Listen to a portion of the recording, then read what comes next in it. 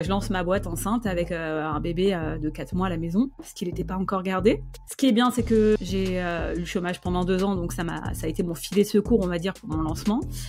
J'avais aucune notion de vente, business, je savais faire que du SEO, là. À ce moment-là, c'était vraiment ma seule compétence. Hein. Et la seule chose que je me suis dit, c'est je veux un branding puissant. Moi, mon logo, je l'ai fait en 5 minutes sur Canva. Il m'a suivi pendant 2 ans. Ça m'a largement suffi, en fait. Tu prends Canva en essai gratuit et tu montes ton logo en 30 minutes, quoi. Je pense que d'être authentique et d'être franche, ça t'apportera toujours soit de la recommandation, soit tu signeras ton client. Avant de commencer la vidéo, un grand merci à notre partenaire qui est LWS, qui est un hébergeur et registrar 100% français, solide depuis 1999. Avec LWS, profitez d'un hébergement WordPress optimisé grâce à leur plugin intégré, LWS Optimize. Ce plugin exclusif vous permet d'optimiser les médias, d'activer le caching, de gérer un CDN et de minifier vos fichiers CSS, JS et HTML. Mais ce n'est pas tout. LWS vous permet d'avoir des sauvegardes quotidiennes pour une sécurité maximale, un support client disponible 24 heures sur 24, 7 jours sur 7, des data centers en France certifiés ISO 27001 pour garantir une protection optimale de vos données, plus de 25 ans d'expertise dans l'hébergement et nom de domaine. Et maintenant, le cadeau promis, grâce à mon code promo, bénéficiez de 15% de remis supplémentaires sur toutes les offres du site. Mais attention, cette offre est limitée dans le temps, toutes les informations sont en description. Rejoignez dès aujourd'hui LWS, l'hébergeur et registrar français de référence depuis 1999. Tous les liens et détails sont en description. Cliquez maintenant et donnez un gros coup de turbo à votre site WordPress. Un grand merci encore à LWS de sponsoriser la vidéo. Maintenant, place au podcast. Yo, salut à toi, bienvenue sur Bizcare, le podcast qui prend soin de toi avant de prendre soin de ton business. Sur ce podcast, on parle mindset, on parle entrepreneuriat, on parle SEO, dans un seul but, te permettre de gagner bien ta vie en tant que consultant indépendant en SEO. Donc, on va parler d'argent, on va parler de SEO, on va parler de technique, on va parler de productivité, tout ce qu'il faut pour que tu sois libre et prospère grâce au SEO. Sans plus tarder, rendez-vous à ton épisode. Hello, salut, salam, shalom à tous. Bienvenue sur Bizcare, le podcast SEO entrepreneuriat qui prend d'abord soin de toi avant de prendre soin de ton business. Et aujourd'hui, on va prendre soin de ton business avec la Mama SEO, à ce qui paraît. J'ai eu un branding comme ça. Cette meuf-là, ça fait à peu près 1 an que je la suis sur LinkedIn. Mais en fait, au début, je me suis dit, mais c'est quoi ça? Mais c'est pas sérieux. Du rose, du chewing-gum, Mais qu'est-ce que c'est que ça? Et puis après, un beau jour, j'ai vu classement Favicon, top 10. J'ai fait, mais attends, mais le chewing-gum et tout, ça a l'air de fonctionner. Et puis après, quand j'ai discuté avec elle, elle m'a dit, écoute, moi je fais 10K par mois avec LinkedIn pour avoir des clients.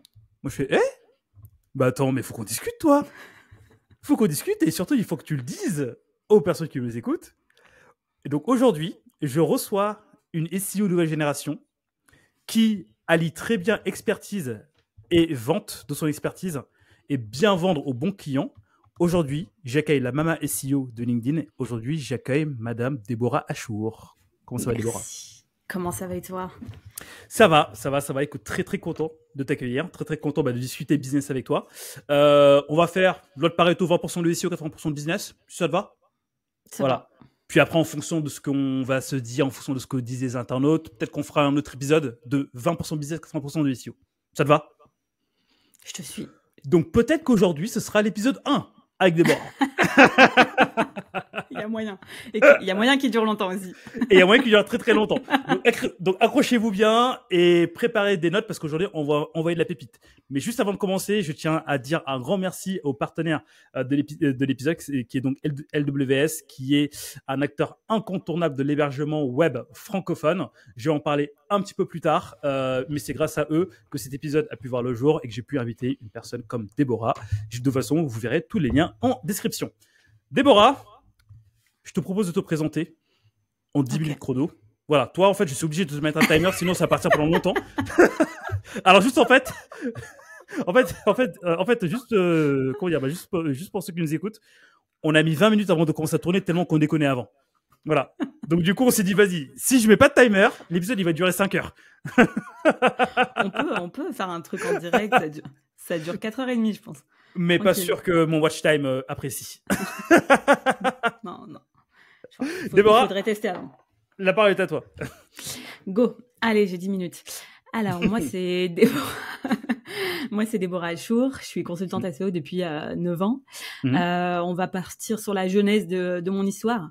J'ai commencé en agence, pour ceux qui connaissent Noise, donc première position à l'époque où j'étais.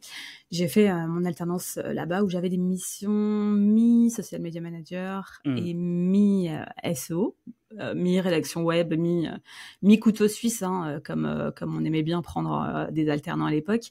C'est là-bas où j'ai découvert, on va dire, le SEO, grâce à plusieurs consultants SEO qui étaient sur place.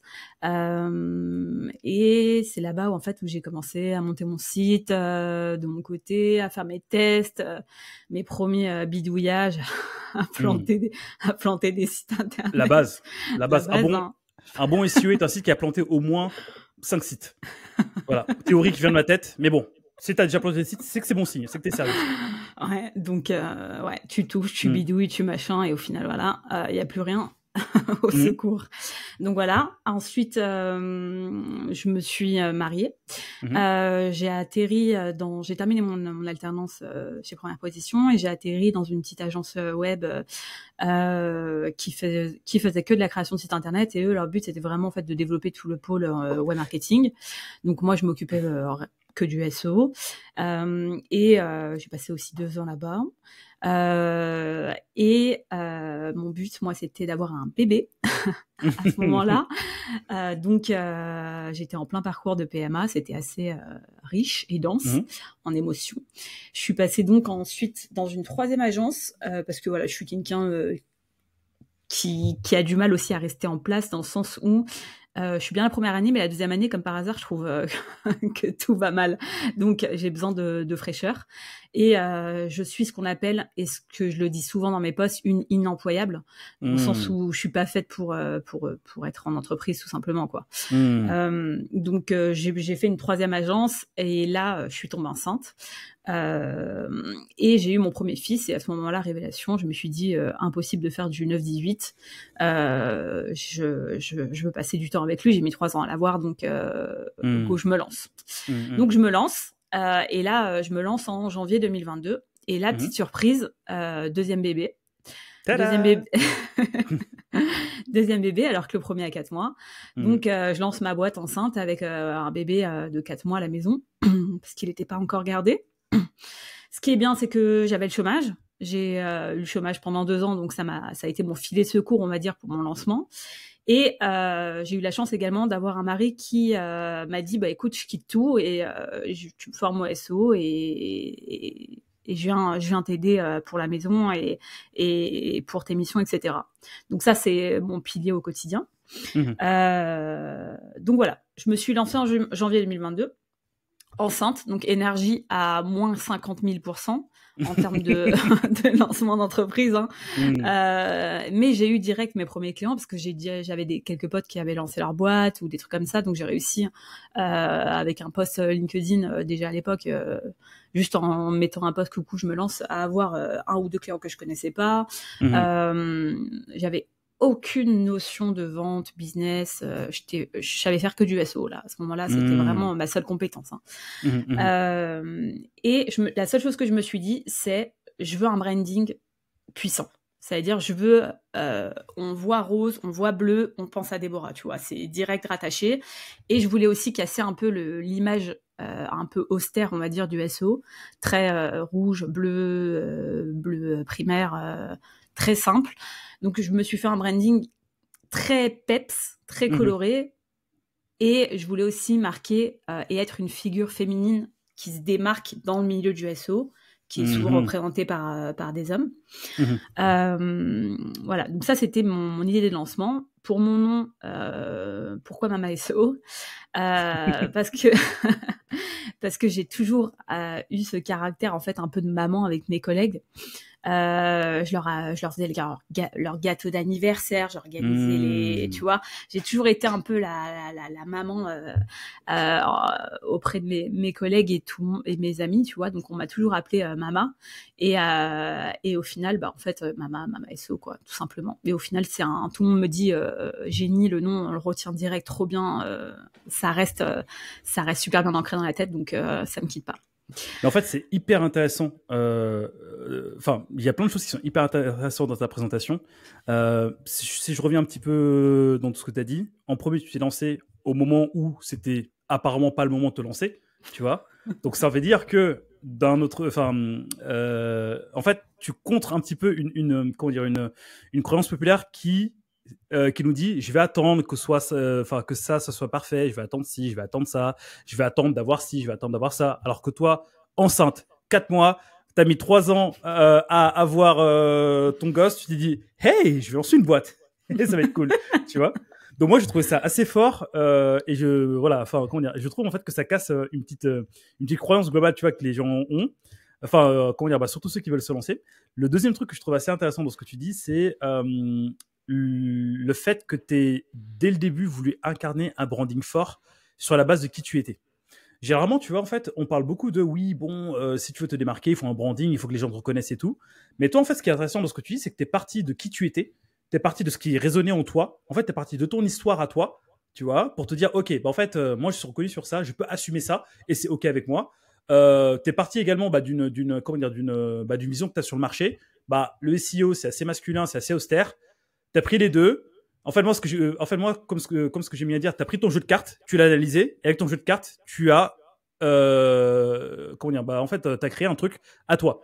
Donc du coup, les couleurs, le peps, Mama SEO et tout, c'est voilà. Enfin, en fait, moi, je trouve que c'est un coup de génie, et je pense qu'il n'y a pas nécessairement besoin d'avoir un bac plus 5 en branding, ou bien de se dire, vas-y, je vais payer une agence, je sais pas combien pour qu'on me le crée. Juste se baser sur notre histoire et ce qui résonne peut faire en fait que tu peux créer une identité forte qui va te permettre ensuite derrière de développer ton activité sur les réseaux. Donc bravo. Justement par rapport à ça. Justement, par rapport à ça, moi, mon logo, mon premier logo, parce qu'après, dès que j'ai eu de l'argent, je l'ai refait. Je l'ai fait en 5 minutes sur Canva. Il m'a suivi pendant 2 ans.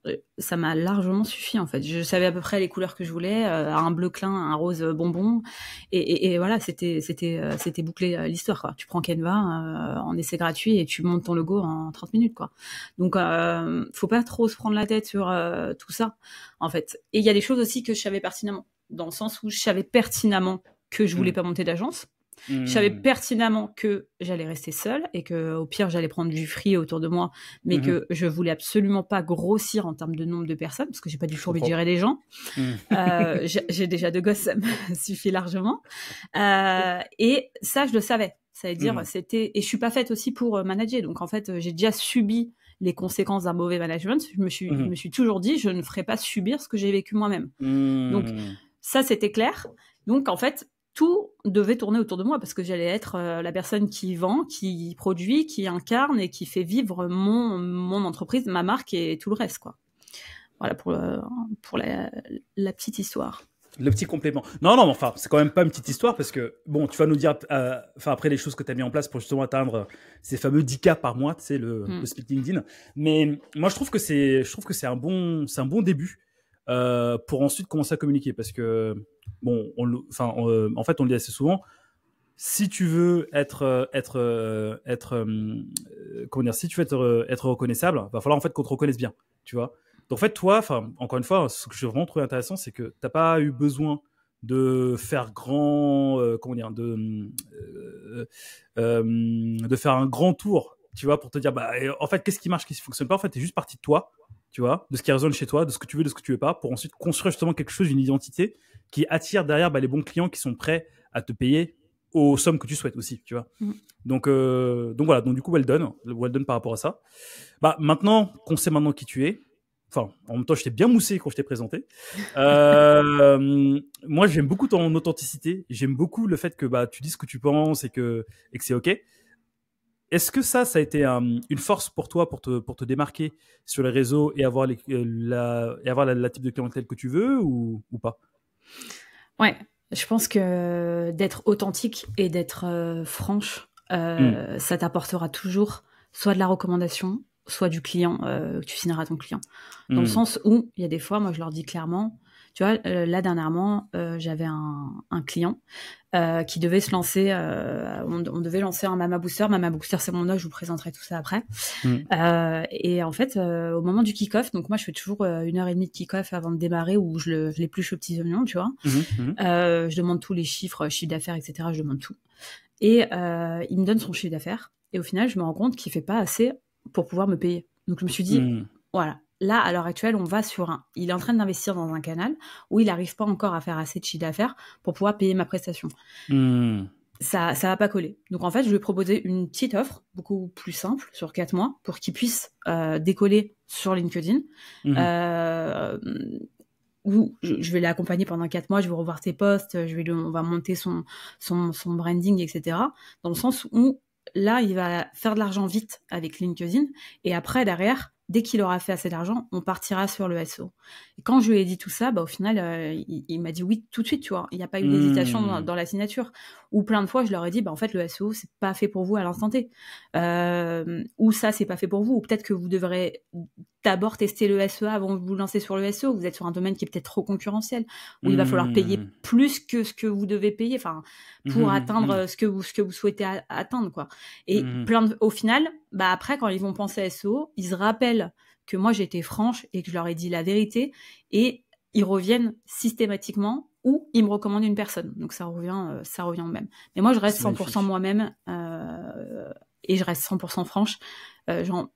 Comme je le dis toujours, moi, je veux des clients avec qui je vais au resto, je peux me taper des bars, ou je peux aller boire un café, je peux aller les appeler 5 minutes si j'ai le temps, quand je sors ma chienne ou quoi, pour discuter. Je veux vraiment des partenaires. Je veux pas des clients, ça me saoule, j'ai pas envie de bosser pour lui, quoi. Non, mais c'est important.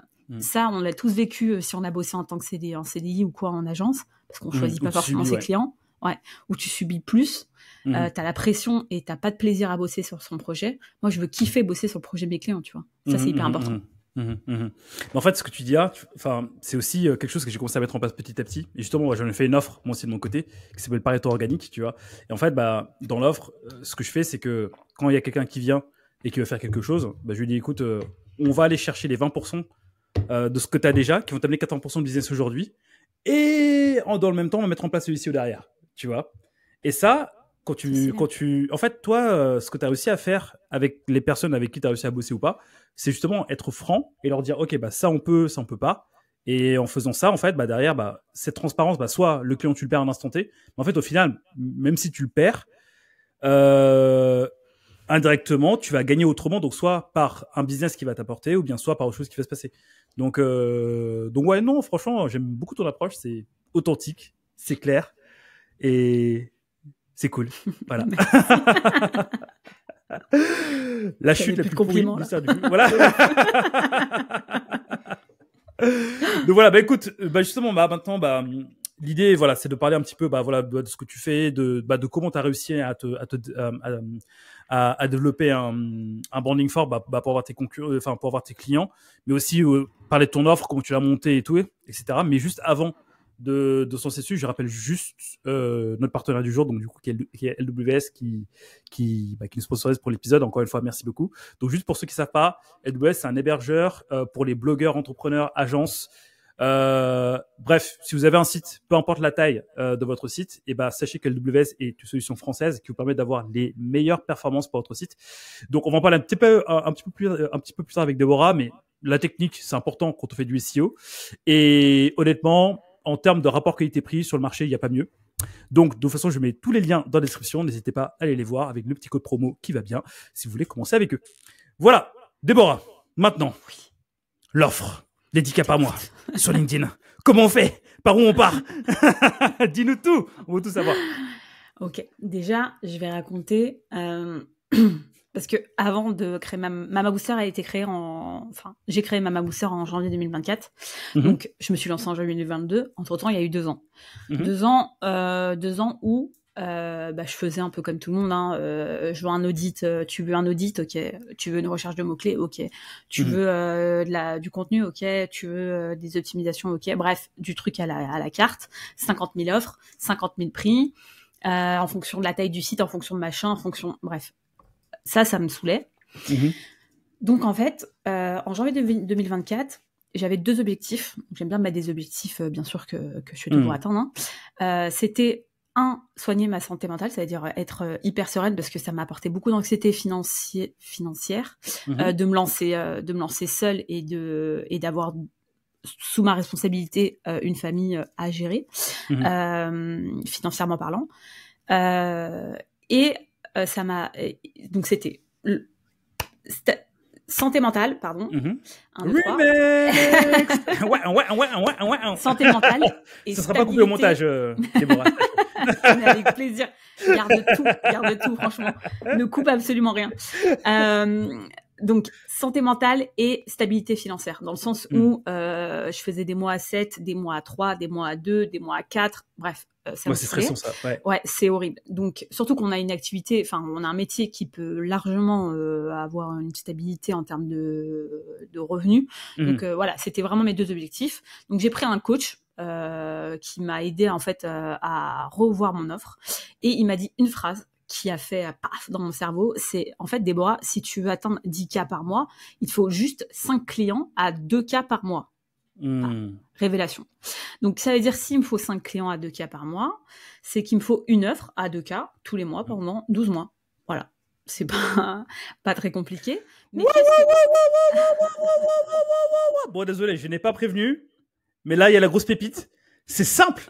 C'est extrêmement simple. Parfois, on se prend la tête pour rien. Alors que si on revient à la base... Tu m'as tué les oreilles. Alors, je t'ai tué les oreilles à toi, mais je pense que je l'ai aussi fait donc chez les internautes, juste pour qu'ils se disent, ouh là là, il y a un truc qui se passe. Donc ceux à qui j'ai tapé, voilà, donc ceux à qui j'ai pété les oreilles, désolé, mais c'est pour votre bien. Déborah, est-ce que tu peux répéter la pépite, s'il te plaît? La pépite, c'est, si tu veux 10K par mois, il te faut juste 5 clients à 2K par mois. Punchline.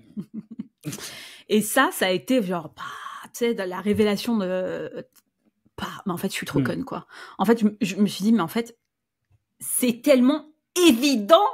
Pourquoi j'ai pas pensé avant, quoi? Il faut que je paye un mec pour entendre juste cette phrase qui va changer ma vie, en fait. Et ça m'a rendu ouf. Et direct, je lui ai dit, OK, on raccroche tout de suite. Laisse-moi tranquille, je vais aller bosser. On raccroche tout de suite, là, sans fusion, là, il faut que j'aille bosser. Et c'est ce que j'ai fait. On a raccroché. Et là, je me suis dit, je veux créer l'offre la plus irrésistible au monde. Qu'est-ce que je fous dedans?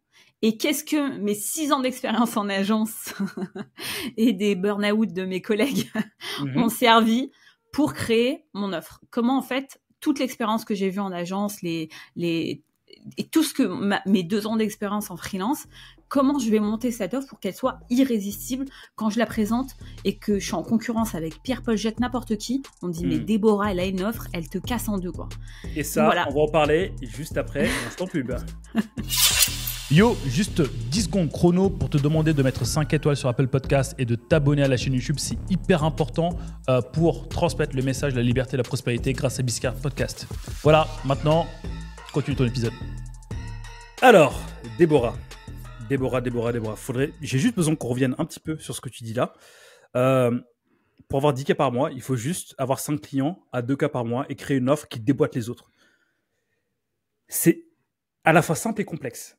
Simple parce que tu dis, mais en fait, attends, pourquoi je vais payer les gens 5, 6, 10K pour qu'ils me disent ça? Et quand tu sais ça, t'as les nerfs parce qu'en fait, c'était devant toi. Et deuxième truc complexe, c'est que comment créer un truc irrésistible qui va se vendre comme ça en fonction de tes besoins, tu vois? Et justement, moi, ce que je trouve assez intéressant dans ce que tu dis, c'est par où t'es passé pour avoir ce déclic et pour monter tout ça. Et justement, comment t'as fait pour monter une offre qui plaît à ta cible et aussi la distribuer derrière? Ok. Alors, moi, je voulais une offre tout en un, tout premium. Dans le sens où, quand tu vois mon offre, tu dis ok, j'ai rien à faire à part valider ce qui est fait, enfin ce que Déborah produit. Voilà, c'est pas compliqué. Il y a pas de rédacteur externe, il y a pas de machin. Avant, je prenais des rédacteurs et moi je m'occupais de la mise en place, etc., intégration, optimisation, machin.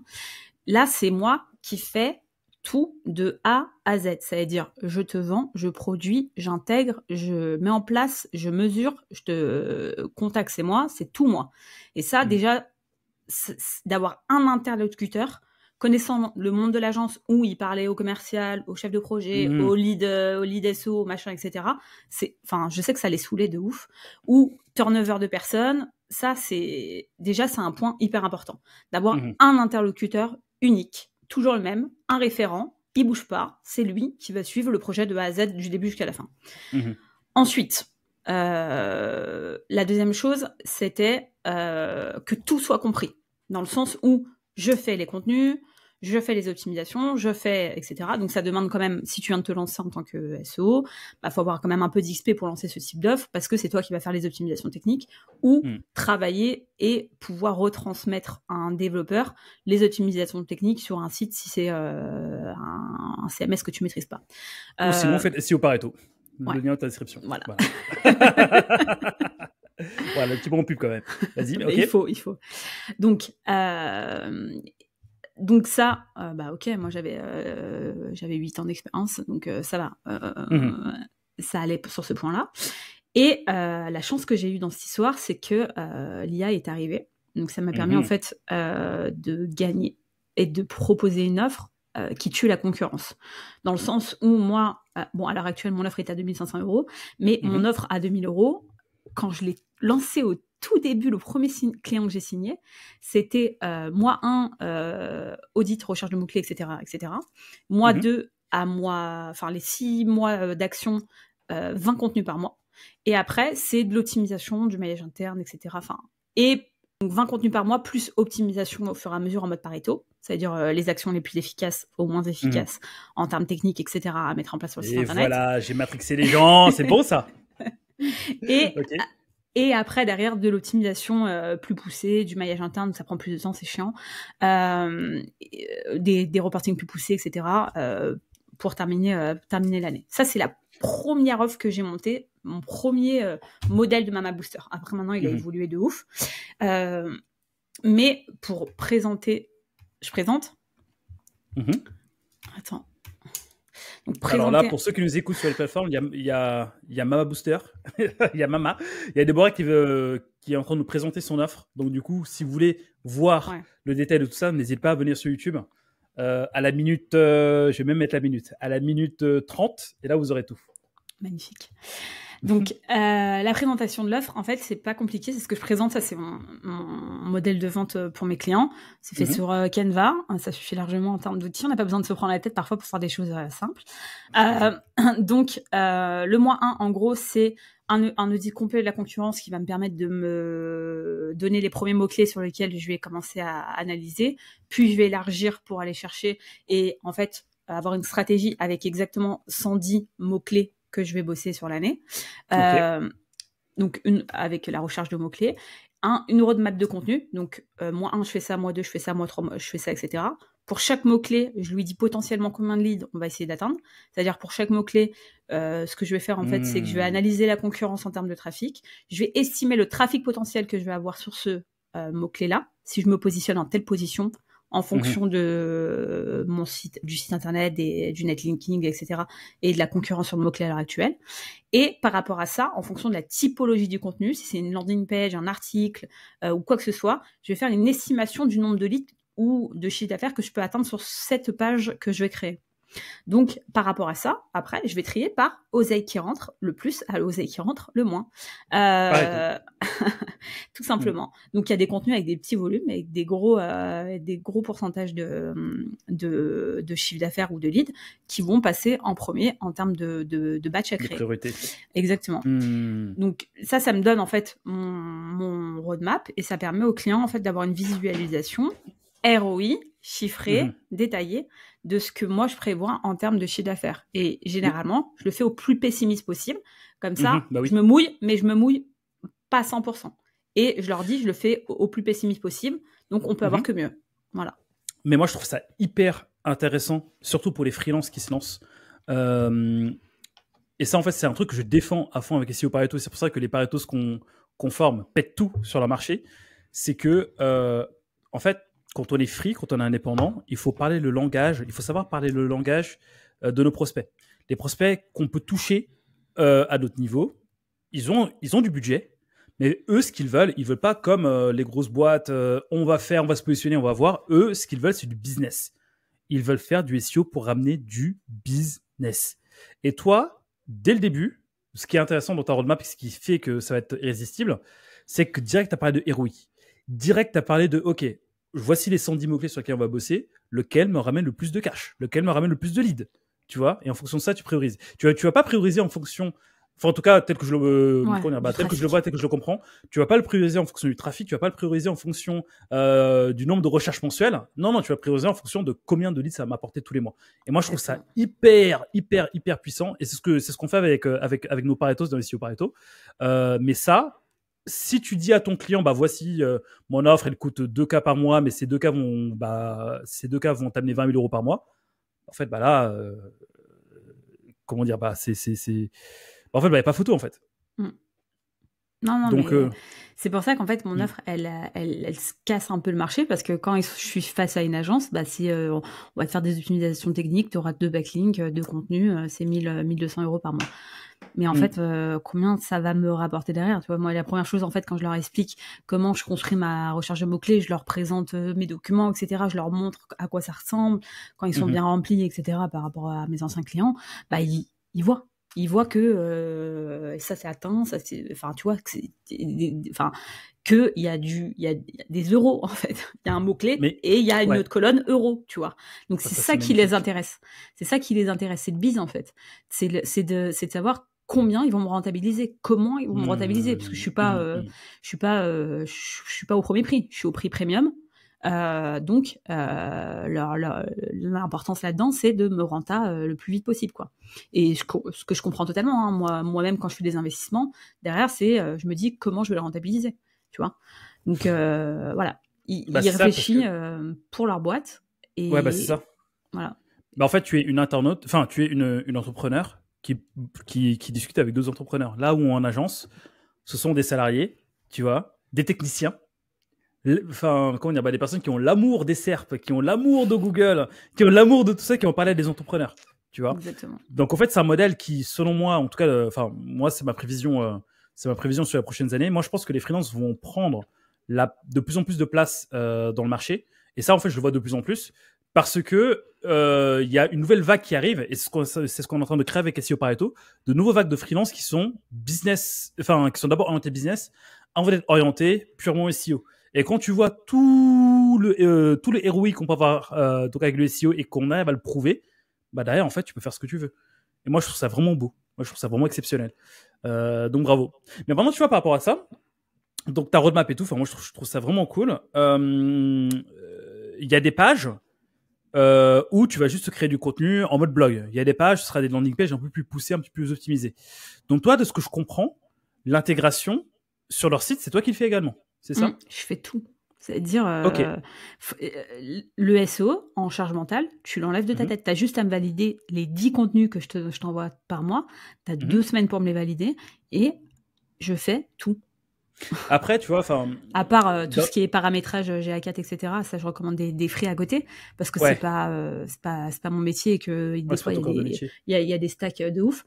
Mais ouais, je fais tout. Enfin, le but, c'est de t'enlever la charge mentale, quoi. Mais est-ce que tu sélectionnes certains types de projets par rapport à ce que tu sais faire techniquement?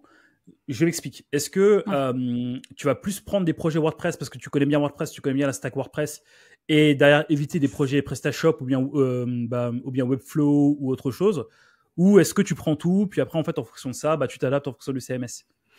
Alors, tu vois, là on est pour le groupe Roman. C'est un groupe qui fait des milliards d'euros de chiffre d'affaires par an, que j'ai signé avec Mama Booster et qui on est en train de commencer à bosser. Ouais, je suis super fière. Et eux, ils ont un stack. Je toucherai jamais le site, dans le sens où il y a 50 développeurs derrière en interne. Et j'ai flippé de ouf avant de leur dire oui. Et limite, c'est elle qui m'a dit, est-ce que tu veux signer avec moi, tu vois?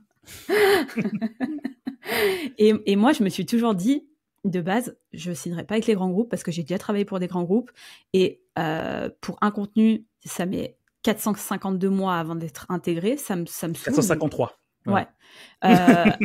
Ça me saoule, donc je bosserai plus jamais avec des grands groupes. Parce qu'il faut valider N+1, N+2, N+3, N+40, et au final, il n'y a rien qui avance. C'est ça. Donc moi, je lui ai dit, ma condition, c'est que on fait quelque chose, dans les 2 semaines, ce soit validé et ce soit mis en place. Bon, elle m'a dit, t'inquiète pas, dans la semaine, ce sera fait, ce sera mis en place. Donc, et elle me l'a prouvé plusieurs fois, donc elle m'a grave rassurée par rapport à ça. Et je le cache pas, j'ai eu hyper peur aussi d'aller sur le projet parce que c'est un site qui a plus de 400 000 pages, donc on est quand même sur un gros bébé, et qui a des nouvelles pages constamment, parce que c'est un groupe d'offres d'emploi, donc il y a des nouvelles offres qui rentrent H24. Donc ça m'a fait peur de ouf de rentrer sur un projet aussi gros. J'ai eu mon petit moment syndrome de l'imposteur. Déborah, est-ce que tu es capable de gérer un tel site? Et en fait, je me suis toujours dit, dès que tu as peur, tu fonces, tu vois. Donc là, j'ai foncé. J'ai dit, ok, bah go, on y va. T'as peur, c'est pas grave. Bah tu travailleras 4 fois plus s'il faut, mais tu vas apprendre tellement que derrière, bah ce sera, ça va être un apprentissage de fou pour toi. Donc en fait, je vais surtout, et quand je ne sais pas, j'y vais encore plus. Voilà. Bon, je te souhaite beaucoup de réussite. Bon, je te souhaite beaucoup de réussite, parce que bon, j'ai pas envie derrière de te ramasser à la petite cuillère en mode je me suis planté. Non, ce qui est trop bien avec ce type de site, c'est que tu mets un truc en place, ça réagit tout de suite en fait. Ça pète tout de suite quoi. Bah du coup justement, là chez eux tu touches pas le stack.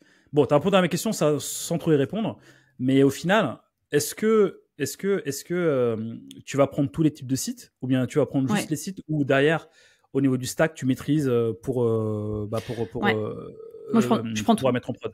Je prends tout. Je prends tout. Si je sais pas faire, j'apprends. Je prends une formation. Je contacte un expert. Je le paye une journée s'il faut. Il me forme. J'ai pas de problème. Moi, je suis là pour apprendre. Les seuls trucs qui peuvent me rebuter pour ne pas aller sur un projet, c'est le client.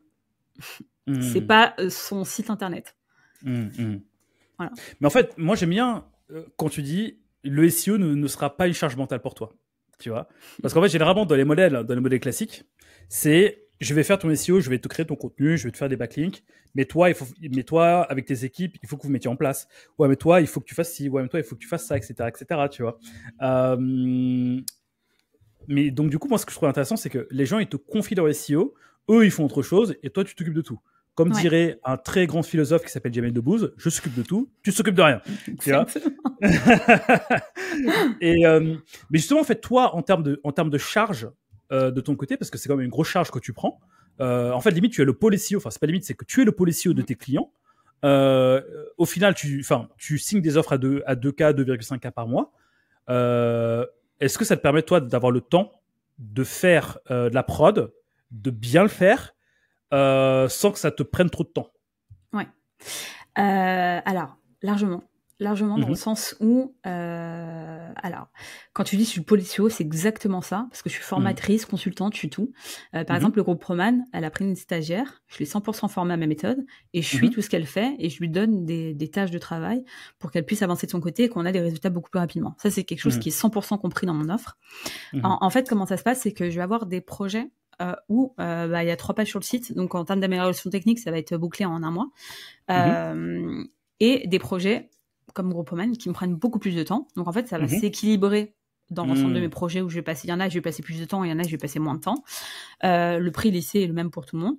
Mais les premiers mois sont plus chargés en termes de travail et les derniers mois sont moins chargés. Donc en fait, je vais pas rentrer déjà mes 5-6 clients pour l'année le même mois. Ça, c'est mort. Ouais, tu lisses. Exactement. Il y en a qui rentrent en février, il y en a en mars, il y en a en avril. Généralement, je me prends des jours off, donc il y a personne qui rentre en avril. En mai, là, j'en ai 2. En juin, j'espère 1, et après, c'est terminé, tu vois. Et après, ça se lisse et ça s'équilibre. Ouais, c'est terminé pour 2025.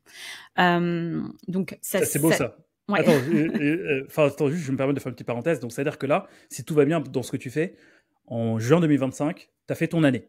Exactement. Et c'est magnifique. J'ai signé mon année en février. Ok, bah ça on va en parler un petit peu plus tard, mais ça c'est vraiment très très beau. Ça c'est vraiment magnifique. Donc c'est-à-dire que jusqu'à la fin de l'année, pas de stress ni rien. tu fais tes trucs, pépère, pépouze, tu peux profiter. Non, mais ça, c'est magnifique. Ça, c'est magnifique. Exactement. Et on en parlera aussi, parce que j'ai eu des clients qui me disent, bah, on veut arrêter, on a des problèmes financiers et tout. Bah, ça, il y a zéro angoisse. Il y a zéro angoisse en termes de financier. On en parlera après on en parlera après, bref. Donc, je sais plus ce que je disais. Donc là, il faut que tu me rappelles ce que j'étais en train de dire. Ouais, tu disais, ça se lisse dans le temps. Tu ne fais jamais rentrer tout le monde en même temps. Et que, voilà. On était là. Donc, quand j'ai testé mon offre, entre guillemets, j'ai compris la charge de travail que ça me demandait.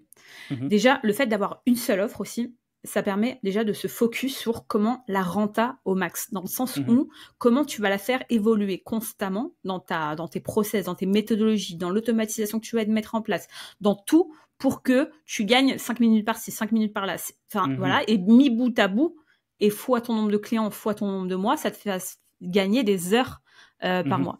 Donc mon objectif de 2025, parce qu'on avait parlé de 2024, c'était focus Mama Booster, dans le sens où j'ai pris des mecs des amis à moi au niveau de l'automatisation qui m'ont un peu montré, etc., pour que mon onboarding soit 100% automatisé. J'ai pris, tu vois, petit à petit, j'attaque. Bon, il y a des trucs que j'automatiserai pas, comme le -1, etc., mais j'essaye continuellement de faire de rentabiliser le temps passé sur chacune action que je vais faire dans Mama Booster, quoi.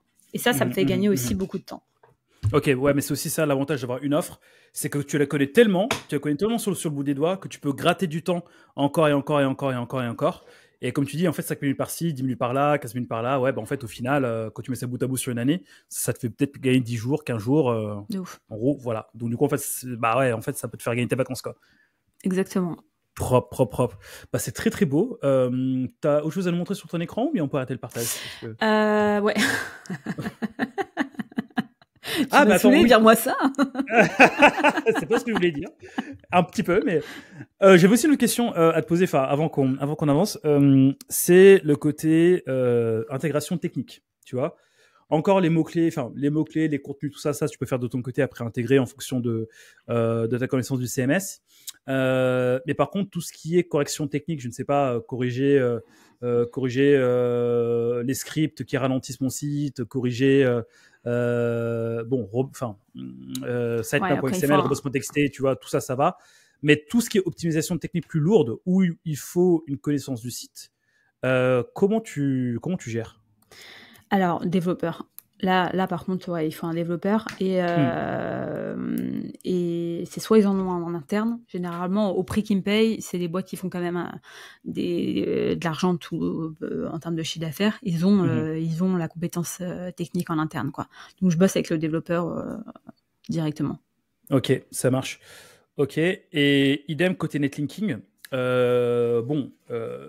Normalement, comme tout bon SEO qui se respecte, tu vas activer des leviers off-site pour avoir des backlinks, tu vois. Donc ça, j'imagine que ça fait partie de ton package.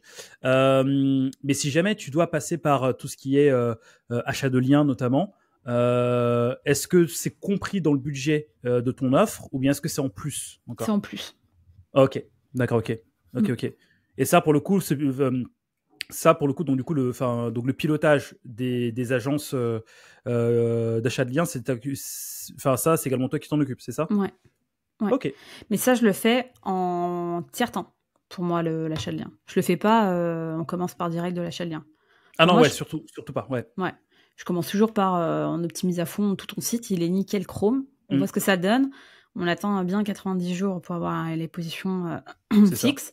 Et après, derrière, on voit ce que ça donne en termes de netlinking. Mais si vraiment on n'arrive pas à atteindre les positions souhaitées. Et c'est du deep linking que je fais plus qu'autre chose, quoi. Donc, c'est... Mais en général, voilà, j'ai des domaines où ça roule en termes de concurrence. Là, à l'heure actuelle, j'ai pas des clients qui ont besoin vraiment de gros budget netlinking, donc ça roule assez bien, quoi.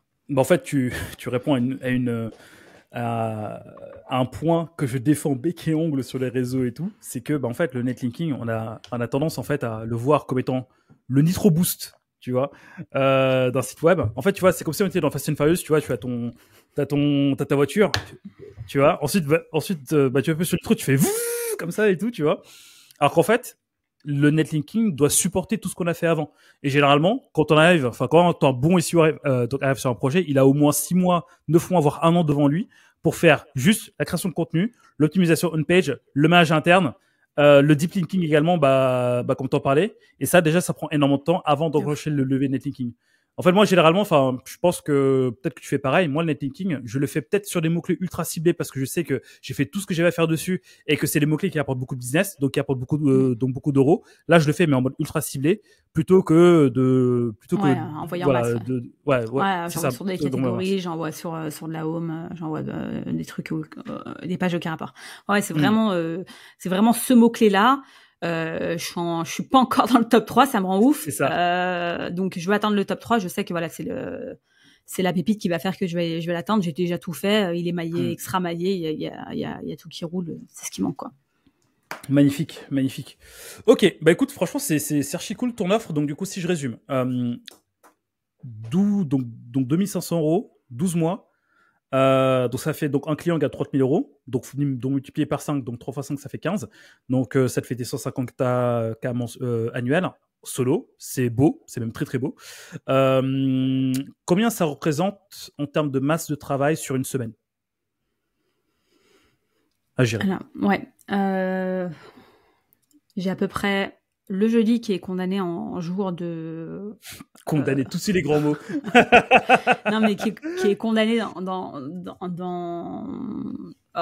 les rendez-vous clients. Je mets tous mes rendez-vous le même jour. Ça me saoule, en fait, d'être coupé dans ma productivité la journée. J'ai un autre jour qui me sert à moi par semaine. Donc, j'ai 4 jours par mois pour mon entreprise et ma marque. Ok. Et après, derrière, j'ai 2 jours et demi parce que je travaille... j'ai 2 jours et demi pour... mes clients. Donc ça me prend je te laisse faire le calcul. Ok, donc de la prod pure et dure pendant 2 jours et demi. Ouais, c'est ça. Par semaine. Prod pure et dure 2 jours et demi, un jour de rendez-vous client. Donc là, on est déjà à jeudi midi. Attends, on va prendre ça sur une semaine. Lundi, mardi, mercredi matin, de la prod. Voilà. Ouais. Enfin, c'est lundi, mardi, vendredi matin, prod. Mercredi, moi. Et jeudi, rendez-vous client. Et si le matin, je n'ai pas de rendez-vous, c'est encore un peu de prod. Alors, justement, quand tu dis moi, c'est toi, tu prends du temps pour toi Non. Ah non, tu prends du temps pour je vais pas faire mes ongles ou je vais chez le coiffeur. Non, mercredi. Non, je travaille mes posts LinkedIn. Là, j'ai lancé ma newsletter. Je mets mes points automatisation de mon offre à ce moment-là. Voilà, c'est ma SEO. Mon client, c'est moi, tu vois. C'est ma journée de client. Ok. Putain, ça, c'est... Tu vois, d'ailleurs, alors, pour ceux qui nous écoutent, attention les oreilles, je vais envoyer une alerte pépite. Dans 3, 2, 1. Wow. Quand on est freelance et qu'on va faire ses 150K comme Déborah, être occupé 5 jours par semaine, c'est une connerie. Faire de la prod 5 jours par semaine, c'est une connerie. Un peu de prod et surtout un petit peu de travail sur soi-même, de son marketing. Et ça, en fait, j'avais vu un post de Paul Vengeon il y a pas longtemps qui disait que une des erreurs qu'elle avait faites au début quand elle était freelance, c'est de faire que de la prod, parce qu'en fait, au moment où t'as un client qui te dit là on a plus les thunes et tout, en fait tu l'as pas travaillé l'après, tu vois. Donc en fait, toi, ce qui est intéressant dans ce que tu dis, c'est que au total tu passes 3 jours et demi à bosser parce que je mets les réunions dedans, mais au final tu passes 1 jour et demi à bosser sur ta boîte, les posts LinkedIn, etc. Enfin, les podcasts comme aujourd'hui, etc. Ouais. Exactement. C'est cool, c'est beau ça. Après, j'ai mes horaires. Enfin, j'ai des horaires parce que c'est 100% adapté à ma vie. Bien sûr. Moi, j'aime bien bosser le soir. Donc, par exemple, je fais 9h, 16h. Je vais au sport 1 heure. Et après, le soir, je kiffe mes gosses. Je range, je kiffe mes gosses. Je les couche et je fais 20h, 22h. Tous les jours. Mais ça me va largement. Et après, voilà, c'est ça, t'es aligné avec ça, t'es bien. Ouais, je kiffe ce rythme, ça me va 100%. En fait, je vais au sport, ça me redonne de l'énergie, je peux refaire encore une journée après derrière. Donc, je suis au top. Enfin, je suis en coma après 1 heure et après, j'ai un regain d'énergie de ouf. Donc après, je peux travailler des fois mais après, je me force à me coucher parce que sinon, voilà, je suis maman, il se lève à 7h, il rentre dans mon lit, Ouais, bref. normal. Mais Non, ça m'arrive aussi, tu vois, là, je sais que j'ai un mois ultra chargé, j'ai dit à mon mec, tu m'oublies tous les dimanches. Je vais bosser tous les dimanches. J'ai rentré deux clients, j'ai des gros projets derrière. Et j'ai la bonne idée aussi de me lancer sur la refonte de mon site. Donc il y a plein de trucs, il y a plein de trucs que je vais devoir faire. Donc là, je sais qu'en termes de charge de travail ce mois-ci, ça va être des gros mois. Mais après, j'ai des mois plus cool. Le mois dernier, bah voilà, c'était un mois plus light qui m'a permis aussi de reprendre en fait en regain d'énergie parce que je savais que le mois de mai, j'allais ramasser de ouf, quoi. Donc voilà. Non, mais c'est bien, c'est propre. En fait, surtout, moi, ce que je trouve cool, c'est que tu as la vision de tes clients. Donc, ça veut dire que tous les mois, pendant un certain temps, tu peux avoir une vision de trésor. Donc, toi, ça peut te permettre de mieux adapter. Et en fait, ça, déjà, c'est une charge mentale de dingue qui se libère. De fou. Et j'ai payé un mec 1000 balles. Non, sérieux. J'ai payé un mec 1000 balles pour me faire un tableau Excel de mes entrées et sorties d'argent. Et vu qu'en fait, je sais, si je rentre ce client telle date, etc. Voilà, j'ai un prévisionnel tout simplement de mon chiffre d'affaires annuel avec tous mes outils que j'utilise, combien ça me coûte et combien ça rentre dans ma poche, combien je peux mettre en trésor. Et au final, ce tableau m'a changé ma vie en termes de charge mentale. Ça veut dire, j'avais une anxiété financière de ouf. Et ce tableau, dès que je suis pas bien, tac, je l'ouvre, ça va mieux, tu vois. Dans le sens où je sais que, au final, voilà, je suis bien. Ouais, en fait, tout va bien. Tout va bien. Donc, c'est un simple tableur Excel, vos entrées, vos sorties, la récurrence de vos revenus. Et ça, c'est bête à faire, mais au final, ça monte le prévisionnel de votre entreprise. Et je pense que ça booste à aller atteindre, tu vois, il faut que ce client, il rentre pour juin. Donc, ça me booste, moi, à tout faire pour atteindre ce client pour qu'il rentre pour juin, tu vois. Mais en fait, là, tu touches un point qui est tellement important et qu'on minimise, c'est d'avoir une vision de ses finances.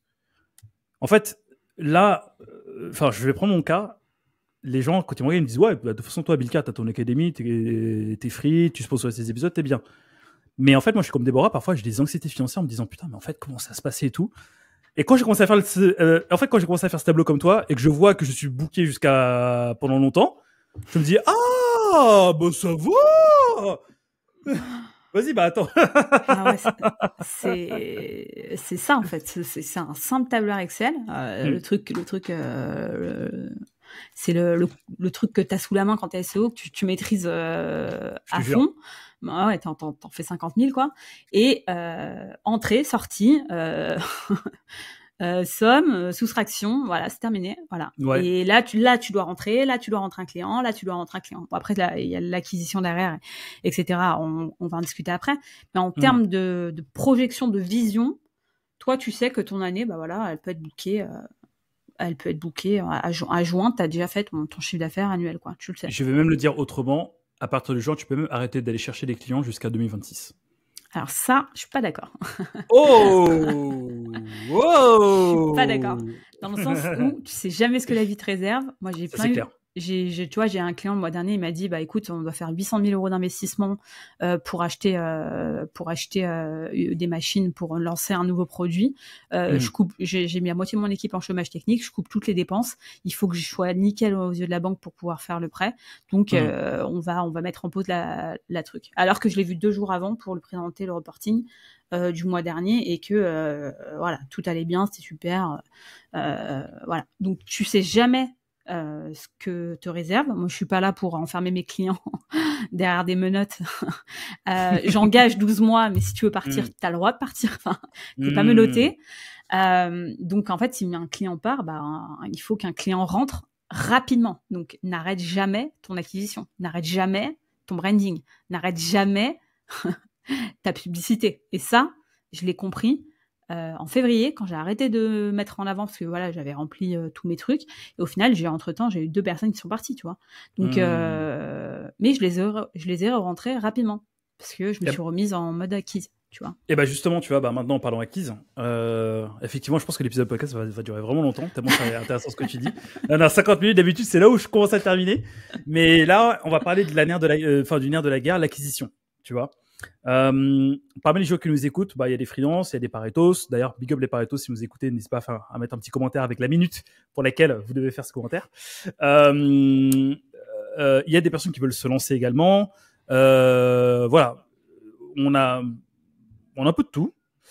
Mais par contre, la question qui revient à chaque fois, enfin moi je le vois en accompagnement, je le vois chez d'autres personnes qui veulent se lancer. J'ai fait plein de vidéos autour de ça. La question qui revient à chaque fois, c'est comment je fais pour avoir des clients sereinement, tu vois. Donc toi, ma chère Déborah, en plus là c'est cool. On est là on est en mai 2025. Tu as perdu un client en février. Donc tu as été en mode acquisition de clients il n'y a pas si longtemps que ça. Comment tu t'y prends dans toute ta communication, dans tout ce que tu fais, point par point, pour te créer un pipeline pour avoir des clients à signer quand on a besoin. Ouais. En fait, tout simplement, déjà LinkedIn. Faut savoir qu'avant, quand je me suis lancée, je me suis mis à fond sur Instagram. J'ai d'ailleurs pris une CM pendant des mois pour gérer mon Instagram, etc. Spoiler, c'est de la merde. Alors, attention, 3, 2, 1. Pour vendre une offre à 2,5K, Instagram, c'est de la merde. 100% de la merde. Donc, c'était super quand je vendais à la carte. Je trouvais mes petits clients et tout, c'était top. Mais pour vendre une offre premium, de luxe, comme j'appelle, et ben c'est mort. Donc, en fait, j'ai bifurqué sur LinkedIn et j'ai tout signé. J'ai commencé réellement. En fait, réellement, l'histoire, c'est que j'ai pris un bootcamp avec Ruben Tayeb à 6K par mois en juillet. J'ai signé en juillet.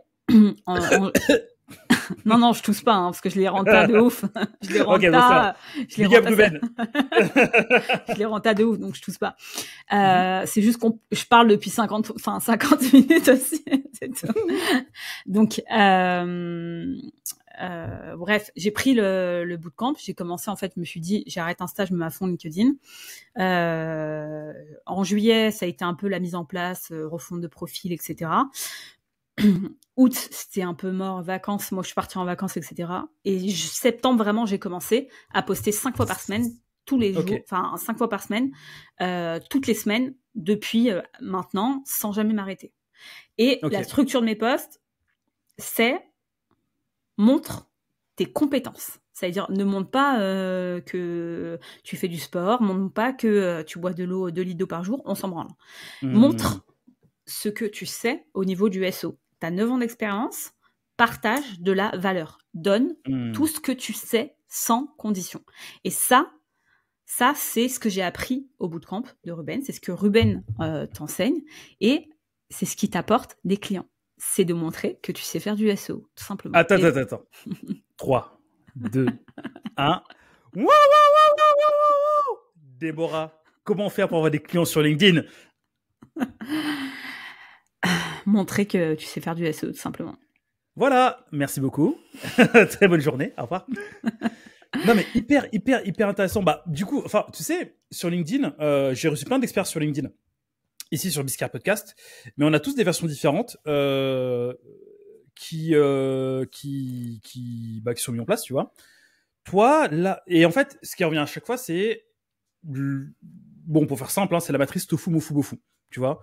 Donc des posts aspirationnels qui parlent à tout le monde, des posts qui vont parler à peu de gens, des posts qui vont vraiment parler à ta cible, tu vois, des trucs techniques parfois de temps en temps.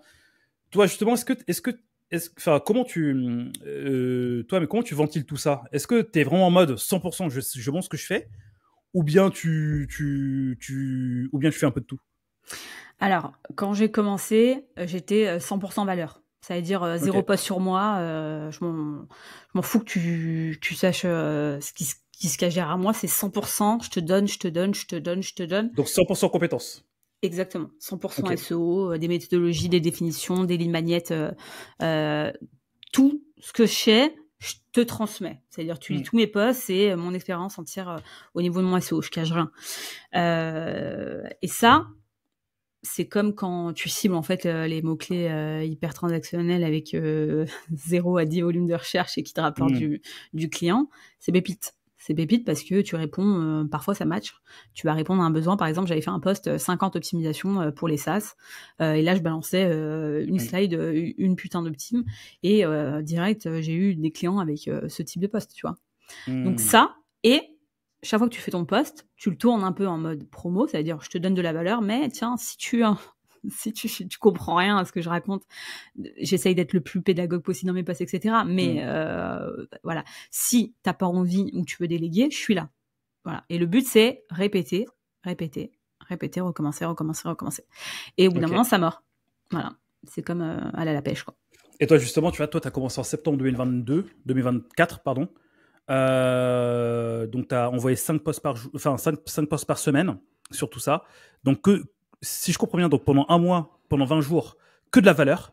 Au bout de combien de temps tu as eu ton premier client au bout de combien de temps tu as eu ton premier client avec ton offre à 2,5K par mois? En octobre, j'ai commencé à avoir des leads intéressants. Ultra qualifiés. Ultra méga qualifiés. Donc, un mois, post valeur, tu balances. Octobre, premier lead qualifié. Ouais. Sachant que de mois en mois, je trouve que LinkedIn devient de plus en plus compliqué en termes de reach. Donc, si tu écoutes ce podcast dans un an, ce sera pas pareil. Donc, voilà, c'est apprendre avec des pincettes. Moi, c'est arrivé vite. Je pense que branding plus offre irrésistible plus valeur offerte gratuite tous les jours, ça a été le combo match pour que ça fonctionne de mon côté là. Après, tu peux prospecter aussi, ça marche très bien si tu sais bien le faire, ou si tu as testé 150 fois et que tu as trouvé la solution sur comment bien prospecter. Moi, c'est ce que j'ai fait quand j'ai lancé ma Booster, ce qui m'a aidé à signer mes premiers clients. Mais voilà. Prospecter comment? Avec SalesNav ou avec Sales Navigator, pardon, pour les autres qui nous écoutent, ou comment? Non, c'est tu vas juste, tu vois, LinkedIn, tu as un moteur de recherche. Et moi, je tapais recherche freelance SEO et je cherchais les postes par priorité de date, en gros, les personnes tout simplement qui cherchaient un freelance, et je les contactais tous à l'appel. Donc, en fait, je cherchais déjà quelqu'un qui avait le besoin SEO derrière. J'allais pas faire de la prospection en masse, on va dire, sur des responsables web marketing dans des grosses boîtes ou voilà, je cherchais vraiment des gens dans le besoin, quoi. Ok, d'accord. Et ça fonctionnait du coup? Ouais. Ok. Et qui a mordu sur l'offre à 2,5K? Ouais. Ok. Bah bravo. Que j'ai encore aujourd'hui. Bah bravo, well done, franchement, bravo. Donc du coup, en fait, là, en mode 20-80. En mode, voilà, parce que, petite parenthèse, enfin là, je raconte une anecdote qu'on se disait avec Déborah avant qu'on fasse cet épisode. Déborah, en fait, on s'est rencontrés sur LinkedIn sous un post. Et en fait, la meuf, elle parle comme moi. Elle a mes mimiques. Elle parle comme moi. Et en fait, je l'ai appelée la Pareta. Voilà. La Pareta, tu sais. Étant donné que moi, je suis le Pareto du SEO, je lui dis, voilà. Du coup, j'ai trouvé mon pendant féminin, la Pareta du SEO. Justement, la Pareta, en termes de 20-80, genre, si demain, on devait commencer à choper nos premiers clients, voilà, admettons qu'on a notre branding, on a l'offre, on a un positionnement, on est reconnu, tout ça. Si on doit faire entrer des clients le mois prochain, voilà. Et là, pour le coup, c'est plus pour les Paretos qui, normalement, ont tout ça au moment d'écouter cet épisode. Si t'as tout ça, que tu commences à publier, tes 5 posts valeur par mois, par semaine, au bout de combien de temps tu peux avoir ton premier client? Alors, déjà, moi, je recommande 3 canaux. C'est-à-dire un canal long terme, un canal moyen terme, un canal, ouais, désolé. Un canal long terme, un canal moyen terme, un canal court terme. Ouais. Pour moi, LinkedIn, on va être sur du moyen terme, parce qu'un mois, c'est pas du court terme. Là, on veut vraiment du très rapide. Très rapide, c'est de la prospection. Tu vas, tu prospectes, tu vas chercher du monde, tu te plantes, c'est pas très grave, on a l'habitude, hein, c'est notre métier, on se plante tous les jours, et tu démarches à fond. LinkedIn, tu commences à poster, t'envoies de la valeur, tu fais de temps en temps des posts promo où tu montes ton offre et tu expliques ton offre, et t'as une landing page sur un Tally. Moi, c'est ce que j'ai, ça me suffit largement, j'ai pas besoin. Je vais faire mieux maintenant, mais j'ai signé tous mes clients avec largement, en gros. Et tu qualifies via ton Tally, si la personne déjà a le budget, elle est capable de s'engager sur 12 mois et elle correspond à tout ce que tu as envie. Par exemple, moi, je veux plus aller sur des des prestations de refonte de site internet, ça me saoule. Donc, je demande si la personne est en refonte, oui ou non. Tu vois, comme ça, si c'est non, je la propose à quelqu'un d'autre. L'aiguille, ouais, j'ai eu du mal. Et donc prospection, LinkedIn, et après tu peux travailler ton propre SEO parce que c'est ton métier. Ouais, normal. Ou du YouTube par exemple, parce que c'est un canal plus long terme qui va te rapporter du monde. Ah, c'est clair. C'est sûr. Ah, YouTube, c'est très très fort. Enfin bon, moi j'ai commencé YouTube il y a 2 ans maintenant. C'est extrêmement puissant. Tu vois, là YouTube, m'a ramène des leads aussi bien aux clients que chez SEO Pareto tous les jours. C'est ouf. Bravo à toi. Donc effectivement, c'est puissant. Donc voilà, donc du coup, Déborah, si tu veux venir sur YouTube, voilà, prends ma formation YouTube Pareto et tu verras. T'as une formation YouTube ? Non. Enfin, j'ai un module dans le programme SEO Pareto, mais non, je n'ai pas de formation dédiée. Je n'ai pas encore trouvé le temps. Il faut d'abord que je gère mes clients et mes Pareto. C'est déjà beaucoup de temps. Tu m'étonnes. Donc, ok, ça marche. Donc, du coup, le canal, enfin, ouais, en fait, on a un peu la même vision des choses. Moi, ce que je dis souvent pour les gens qui veulent rapidement des clients, c'est de les chercher dans leur cercle 1. Et tu vois, typiquement, tous mes Paretos et toutes les personnes que j'accompagne, je leur dis tout ce qu'ils peuvent faire pour poncer leur cercle 1. Donc, quand je dis cercle 1, c'est les gens qui sont autour de vous, les entrepreneurs qui sont autour de vous, votre famille, vos amis. Il y a forcément quelqu'un qui a besoin d'être visible.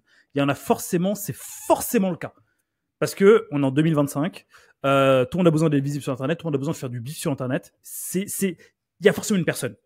Donc, en fait, moi, je commence par ça pour avoir du client rapidement. Mais en même temps, je vais investir sur le moyen terme qui est LinkedIn, du coup, comme tu le dis. Et puis après, je vais investir aussi sur des canaux plus long terme comme mon SEO que j'ai conseillé vraiment à travailler cette année. Et ça, en fait, ça te fait un petit lead, enfin un petit flow de clients, enfin un petit flow de prospects comme ça qui tombe. Et après, tu rajoutes ça, une petite newsletter mensuelle ou bien hebdomadaire. Ça se nourrit tout seul et puis voilà quoi. Exactement. C'est donc, well done. Ok, ça marche. Donc aujourd'hui, je récapitule. Tu as commencé en septembre. Donc là, encore une fois, au moment où on tourne, on est en mai 2025. Tu as commencé en septembre 2024.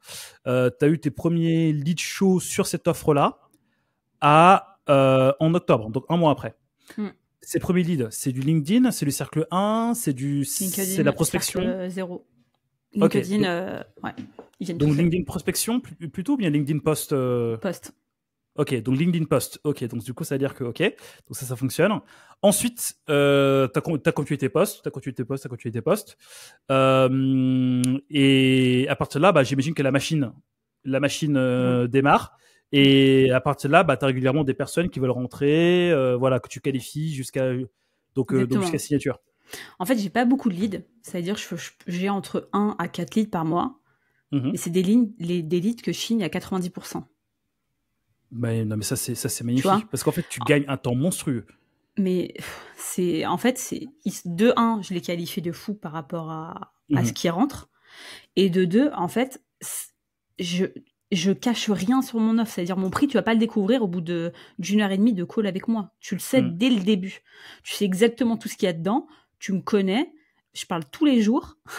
En fait, elle veut juste la cliente ou le client veut juste bosser avec moi. C'est tout. Il connaît toutes les conditions pour. Tout est affiché. Donc, en fait, je gagne un temps fou en termes de qualification.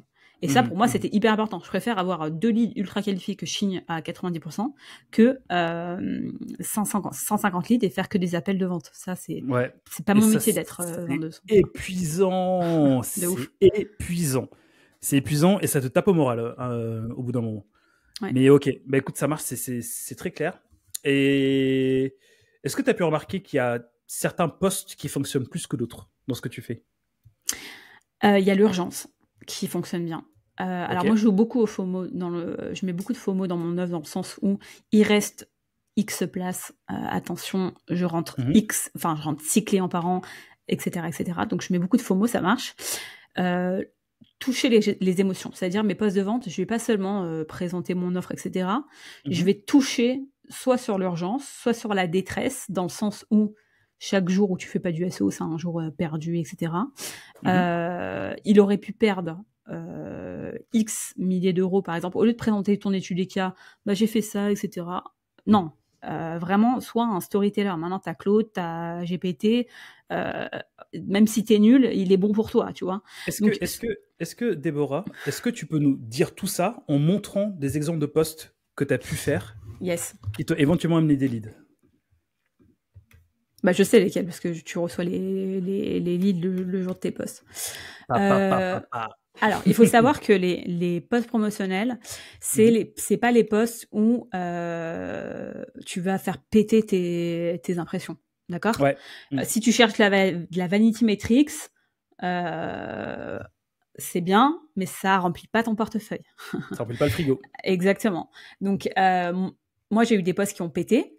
J'ai eu un post qui a pété dernièrement. Il m'a rapporté des connexions de toutes parts, mais aucun client. J'ai eu des posts qui ont fait moins de 1000 impressions, qui m'ont rapporté des clients. Donc ça, c'est ce qu'on cherche absolument. Donc, tac. J'ai eu... alors... Je kiffe ton branding. Voilà. Sache-le. Merci. Dommage pour ceux qui écoutent sur des plateformes. Donc, de jouer sur la réassurance, en gros, qui m'a fait confiance, de présenter tout simplement ton offre, de jouer sur le FOMO, dernière place disponible, je ferme les portes dans 72 heures, etc. Bah, jouer sur l'urgence, ça marche. Ça m'a déjà rapporté des leads. J'ai eu un post aussi sur internaliser ou externaliser ton SEO. En gros, qu'est-ce que tu veux faire? Ça m'a rapporté aussi des leads. Donc, en gros, là, je dis, par exemple, si tu veux internaliser, combien ça va coûter? Qu'est-ce que ça t'apporte en interne? Si tu veux externaliser, combien ça va coûter, etc., etc. Et si tu fais les deux, combien ça coûte? Ça tombe bien, moi, je fais les deux. Tu vois, donc ça aussi, ça m'a rapporté. J'ai eu tu vois, mon post 50 optimisations pour les SaaS, je l'ai fait pour le e-commerce, pareil. Tu peux le faire pour tous les domaines, pour les organismes de formation, etc., pour toutes les typologies de sites internet. Ça, c'est des posts qui rapportent. Mais là, entre guillemets, en termes de, si tu veux tout voir, de stratégie éditoriale, je suis sur des posts ressources, méthodes, checklists, etc., où je vais donner de la valeur. Il y a des posts lead magnet qui me servent, tu sais, tu commandes, tu likes et je t'envoie un truc, qui vont me rapporter beaucoup d'abonnés en masse. Donc ça, c'est hyper intéressant. Et tous les vendredis, c'est du post promo. Donc en fait, là, je suis sur un mix, entre guillemets, acquisition une fois par semaine, grossir en audience et qualité en majorité du temps. Et une à deux fois par mois, un post un peu plus perso que je me permets maintenant, tout simplement, voilà, quand j'ai envie, quoi. Mais pas trop. C'est vraiment du 5% par mois, quoi. Ok. Pour de la vanity metrics, si tu t'en veux un petit peu, mais c'est pas ce qui te rapportera de l'argent, quoi. Moi, en fait, j'ai fait un programme LinkedIn, un peu comme toi, où on justement parlait de ces vanity metrics, mais par contre, ces types de posts ne vont certes pas nous ramener des clients, mais comme tu dis, ça nous ramène des connexions, ça nous ramène en fait, ça nous ramène de l'autorité, ça nous ramène de la crédibilité. Et typiquement, tu vois, moi, j'ai déjà eu des prospects qui m'ont dit, moi, je suis venu te voir parce que tu es cité parmi les personnes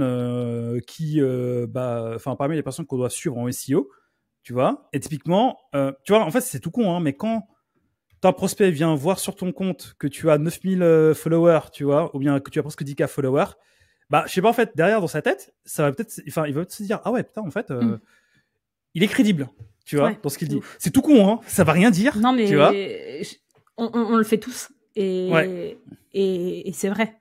Moi, quand je suis arrivée en juillet, j'avais moins de 3K, 2K et demi, 3K par là. On me considérait pas comme maintenant que j'ai 8K et quelques, tu vois. 8K et demi, un truc comme ça, tu vois. Même toi, au début, tu me voyais passer, etc. Je pense que le fait que maintenant, j'ai monté un follower, entre guillemets, ça pèse plus.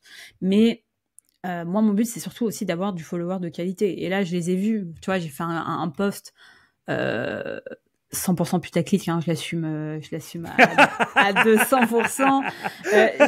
Je déteste ce type de post, mais voilà, je fais une SEO, je teste ce qui marche pas.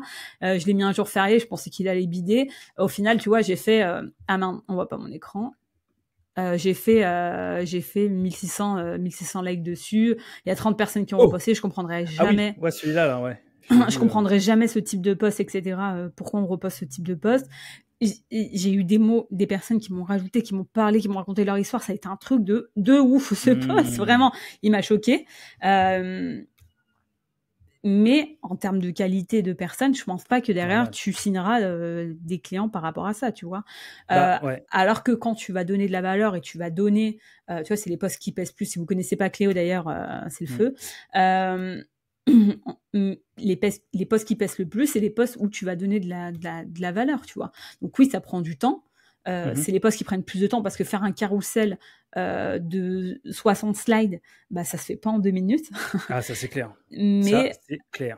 J'ai des techniques que je vais montrer juste après pour pouvoir gagner du temps. Mais après, voilà, ce qui est bien sur LinkedIn, c'est que tous les 3 mois, tu peux repiocher un petit peu des anciens posts, regarder les posts qui n'ont pas trop marché, du recyclage, un post qui a pas marché, tu vas essayer de le reformater, etc. Donc, et en plus, on a un domaine, le SEO, en termes d'idées de posts, c'est infini. Il y a tellement de choses sur quoi parler. Enfin, en termes tu peux faire des définitions, des méthodologies, définition plus méthodologie. Tu peux faire des études de cas. Tu peux dire, bah par exemple, si je bosserais pour telle entreprise, si t'as pas la possibilité entre guillemets, t'as pas encore de clients, bah tu t'expliques comment t'aurais travaillé sur ce type internet. Tu peux faire des analyses, tu peux faire des vidéos. Enfin voilà, on est sur un domaine, ok, certes de niche, ça veut dire ça va pas plaire à tout le monde et tout le monde va pas s'intéresser au même moment au SEO, mais en termes d'idées, t'es rassasié, quoi. C'est clair de ouf. Non mais propre. Ok, franchement, impressionnant. Bah là, je pense qu'on a tout. On a le système pour avoir des clients sur LinkedIn, les types de posts qui fonctionnent bien, enfin qui ont bien fonctionné chez toi, sur lesquels on peut s'inspirer. 3400 vues de profil, c'est pas mal, Déborah. En fait, je suis en train de voir ça à côté. Maintenant, bah, comme tu disais, en fait, il y a certains types de posts qui fonctionnent, mais qui prennent du temps à construire. Il y a quelques mois, j'avais accueilli Maxime Carpentier, tu vois, c'est un petit qui monte. Ouais, je parlais avec lui. Ouais, et lui, en fait, il m'a dit en fait que pour faire ses posts carrousel, il met quelque chose comme 5 heures pour faire un carrousel. Est-ce que tu as des tips and tricks qui nous permettraient d'aller plus loin et pour aller plus loin, quoi. Merci. Je sais pas comment dire cette phrase. Avec plaisir. Mais c'est surtout pas. Donc là, si t'es en mode podcast, t'écoutes juste le son, passe en mode vision et arrête ce que tu fais. Petit conseil. Boum. Qu'est-ce qu'il y a? Non, je m'auto-congrate H24 pour être poli dans ma manière de parler.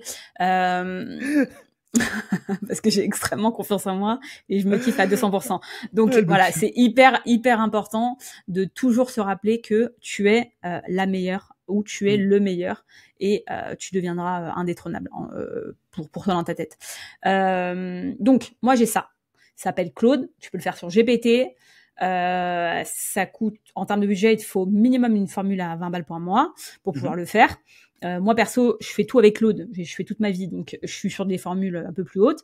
Mais 20 €, ça fait le taf largement. Au pire, t'as la limitation, tu passes après. Bref.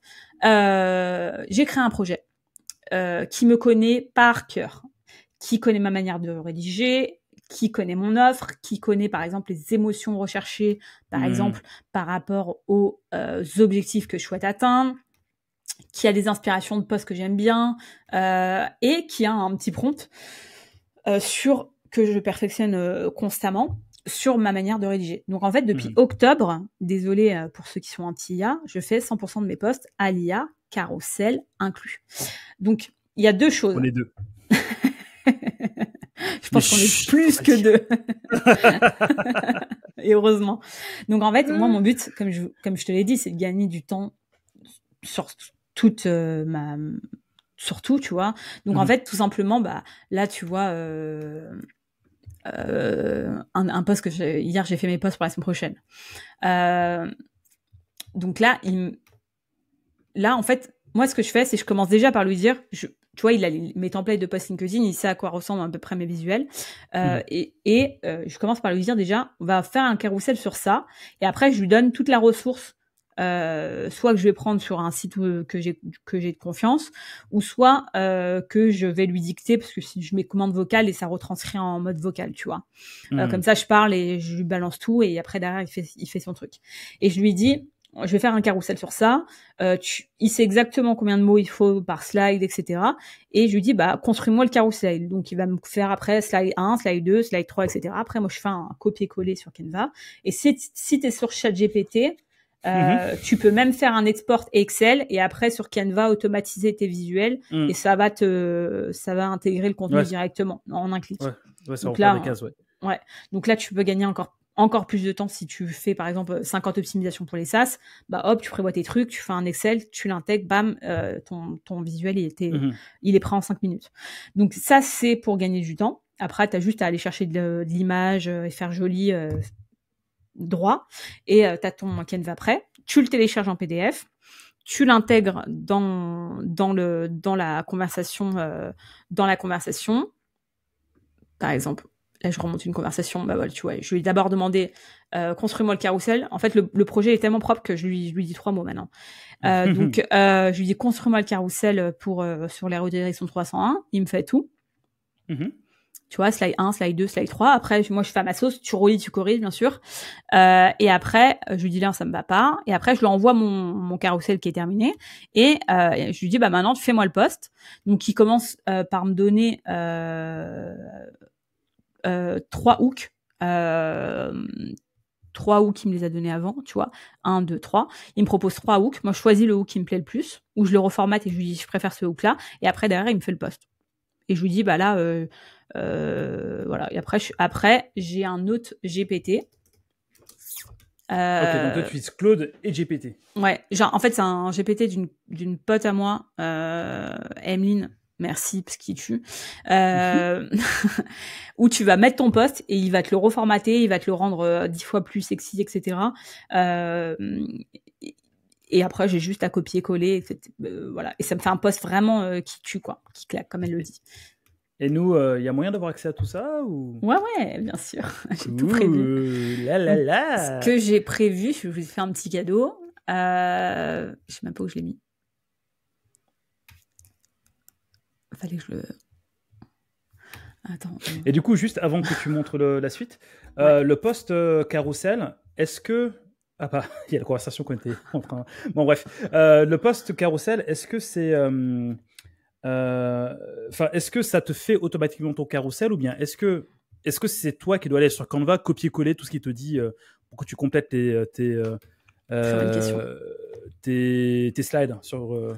Non, c'est moi qui fais le copier-coller. Après, tu te fais un truc tout simple, ça s'appelle un template de post. Il y a des formats de... Tu vois, moi, j'ai un template LinkedIn. Et en gros, j'ai tous mes formats, tu vois, ça c'est une page d'accueil, ça c'est si je fais par exemple un titre avec du texte, ça c'est une page de fin, ça c'est si je fais, tu vois, je présente mon offre, après je vais faire juste des copier-coller, j'assemble entre guillemets, tu vois, image plus texte, liste 1, 2, 3, en gros, déjà de 1, ça te permet de garder ta cohérence de contenu, tu vois, et de 2, ça te permet en fait, tu vois, si je fais un top 5, tac, désolé pour le vocabulaire. Ah, j'ai kiffé. Analyse ta sœur. Donc en fait, j'ai juste à faire des copier-coller. Donc je gagne grave du temps aussi en création, tu vois. Après tu copies-colles. Voilà, mon métier là, c'est plus de l'assemblage et du copier-coller qu'autre chose, tu vois. Non, c'est beau ça. C'est beau. Merci, ok, écoute, non mais l'IA, c'est bon, bref, je suis en train de créer un petit truc là, je vais aussi casser le marché avec toi, mais ouais, avec l'IA, on peut. En fait, les opportunités sont tellement folles. J'en parlais dans une vidéo dans la playlist le métier de freelance CEO, donc du coup, n'hésitez pas à aller le voir. L'IA, c'est l'opportunité de fou que nous freelance attendait pour choper des clients aux agences. Donc voilà, j'en dirai pas plus. Ouais, vas-y. Non, mais c'est exactement ça. Enfin, pour moi, l'IA, déjà sans l'IA, j'aurais pas pu créer Mama Booster parce que j'aurais pas pu faire de la création de contenu en aussi gros volume. Mais voilà, ça a changé ma vie, quoi. Vraiment. Et parce que j'ai suivi en fait le mood et je me suis pas moi je vois beaucoup de rédacteurs qui taillent l'IA, mais en fait je suis toujours je suis toujours en train de répéter sans cesse, c'est pas l'IA qui est mauvaise, c'est la personne derrière. C'est le prompteur qui est nul. Allez, go. Punchline. Tu vois. Donc ça je le répète sans cesse, tu vois. Tu tailles l'IA, mais en fait c'est juste que t'es nul, tu vois. Tu sais pas prompter. Donc teste, apprends à prompter. Ou demande-lui de t'apprendre à prompter, tout simplement, tu vois. Enfin, et derrière, après, ça, c'est terminé, tu vois. Mais ouais. En fait, ce que tu viens de dire, ça me fait penser à un mème. C'est un gars qui disait, comment dire, enfin, ça me fait penser à un mème d'un gars qui disait, en fait, il y a des mecs qui disent, moi, je sors pas avec des filles, mais non, tu veux pas sortir avec des filles, hein. Mais en fait, tu l'es pas beau. C'est exactement ça. Ce n'est pas parce qu'ils sont purs, mais c'est parce qu'ils sont laids. C'est exactement ça. Donc en fait, enfin, te renvoie pas, enfin, renvoie pas aux autres que ce que tu ne sais pas faire, entre guillemets, tu vois. Si tu sais pas faire un truc, apprends. Ça n'a jamais été aussi facile d'apprendre à l'heure actuelle. Donc, c'est clair. Apprends, en fait. Sors-toi les doigts, excuse-moi du langage, et fonce, quoi. Fonce, va apprendre. Moi, dès que j'ai un plafond de verre, je vais prendre un coach. Je vais prendre un expert dans son domaine et je vais me former dans un truc. Il n'y a pas de limite, en fait. Je suis dans ma tête, j'ai débloqué un truc, je suis capable de tout. Je peux tout apprendre, je peux évoluer à vitesse grand V. Il n'y a rien qui m'empêche d'avancer. Merci le sport, parce que je pense que c'est grandement grâce au sport que j'ai débloqué ce mindset. Et je fonce, en fait. Enfin, j'y arrive pas, j'apprends, je réessaye jusqu'à que ça marche. Si ça marche pas, voilà. Il y a des choses où je suis en échec. Ok, j'aime pas, c'est pas grave, c'est pas fait pour moi, mais 90% du temps, j'ai appris quelque chose, j'ai débloqué un truc, je suis partie en avant, bref. Bon, la surprise, c'est ça. Bravo. Ouais, je parle trop de ouf. Non, mais en fait, pourquoi les gens aiment Bizcar Podcast, c'est qu'il y a une grosse partie du mindset dans tout ce qu'on fait. Et en fait, ce qui fait que ceux qui écoutent nos conseils réussissent. Coucou Maxime, si tu nous écoutes, c'est que il faut avoir le bon mindset qui va avec. Et typiquement, je vais juste terminer par ça, puis après tu me montres le cadeau. C'est que à partir du moment où tu es humble, tu sais ce que tu sais faire, tu sais ce que tu ne sais pas faire, et que tu es capable de te remettre à zéro pour aller apprendre des meilleurs, ou bien pour aller apprendre de personnes qui sont peut-être moins expérimentées que toi. Et d'ailleurs, moi, ce que je fais avec mon podcast, moi, j'invite des gens qui sont meilleurs que moi sur un truc, tu vois. Peu importe leur âge et tout, mais à partir de ce moment-là, mais tu apprends tellement plus vite et tu prends tellement une avance chez les gens, mais laisse tomber. Bon, bref, je vais arrêter là parce que sinon, je peux parler encore très longtemps. On pourra en faire un autre podcast, je te jure, parce que et ça pourrait durer une heure. Enfin, moi, juste pour l'histoire, l'année dernière, j'ai investi 12 000 euros de chiffre d'affaires en mois, tu vois. Parce que pour moi, c'est non négociable d'investir 10% de mon CA dans ma croissance. C'est-à-dire et dans moi-même. Parce que en fait, j'ai confiance en moi, je sais que je suis capable. Maintenant, il y a des choses que tu sais pas forcément vendre quand tu commences, tu sais pas faire ci, tu sais pas ça. Et faut pas se dire mais Déborah, tu fais 150, c'est facile à l'heure actuelle de dépenser 12K. Frère, j'ai commencé comme toi. J'ai commencé comme toi. J'ai commencé à zéro aussi, et j'ai investi à ma hauteur, c'est-à-dire commence par investir déjà. En plus, quand t'es entrepreneur, t'as le CPF, t'as plein de choses.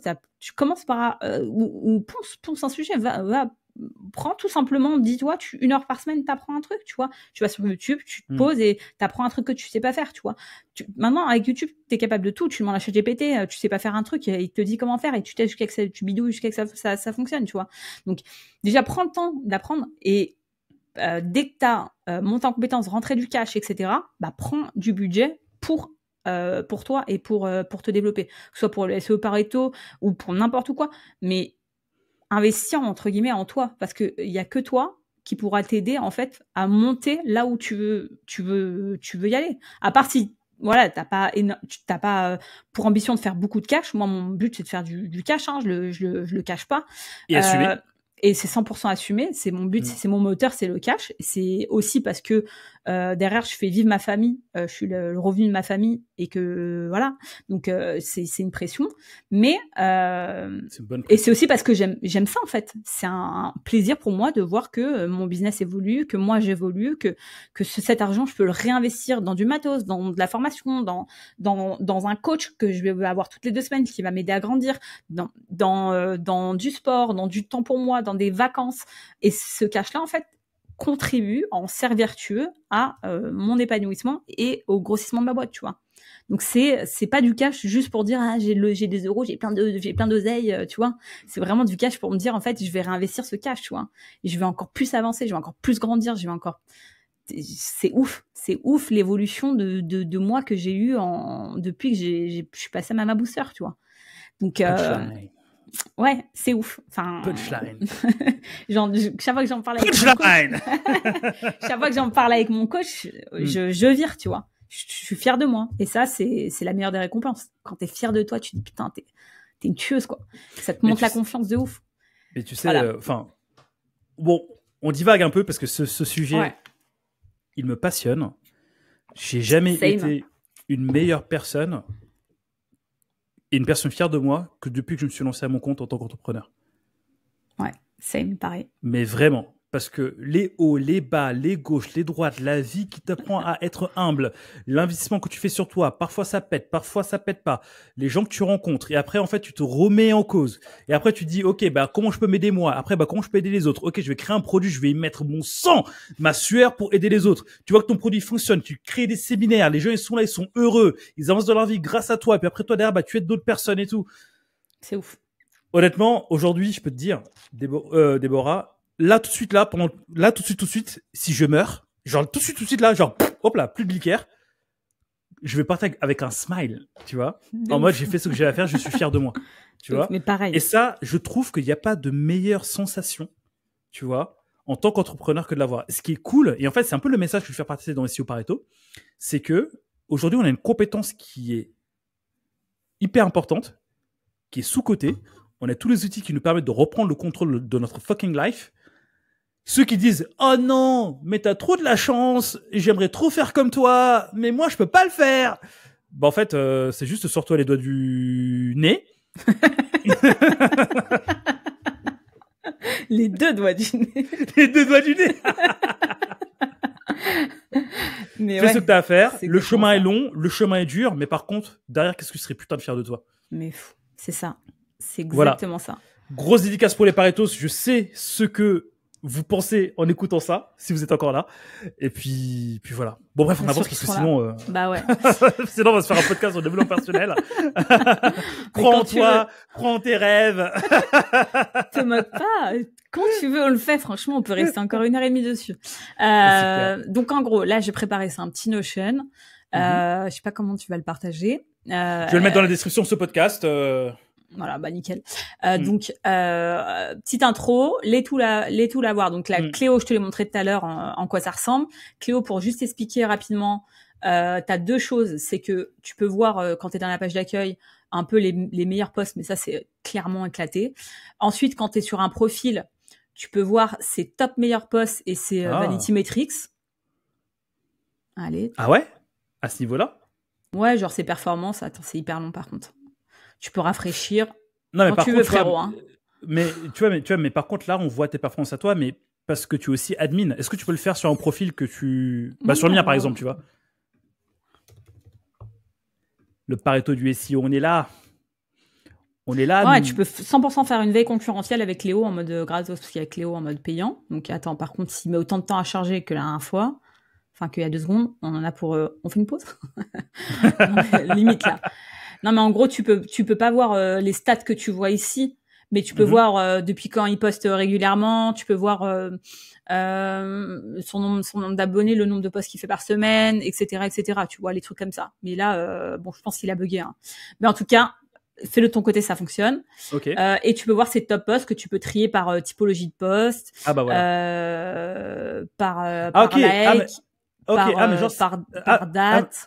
Ah, mais genre, c'était top post depuis que le gars est sur LinkedIn. Ouais, ça, c'était top post. Ton meilleur post, c'est le SEO est mort.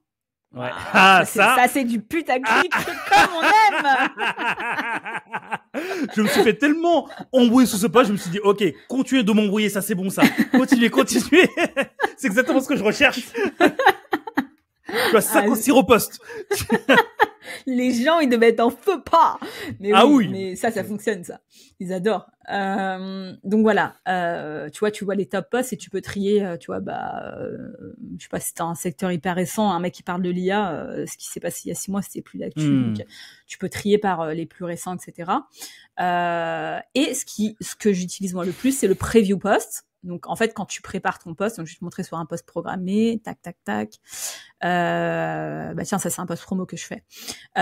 Donc, en fait, ce qui est bien, c'est que tu t'écris ton post et là, tu peux le voir 100% à quoi il ressemble, tu vois. Tant au niveau mobile que desktop. Ça fait que tu peux voir, en fait, surtout le view more, tu vois. Et ton hook qui est hyper important, qui joue à 80% voire 90% sur ton post. 90% même.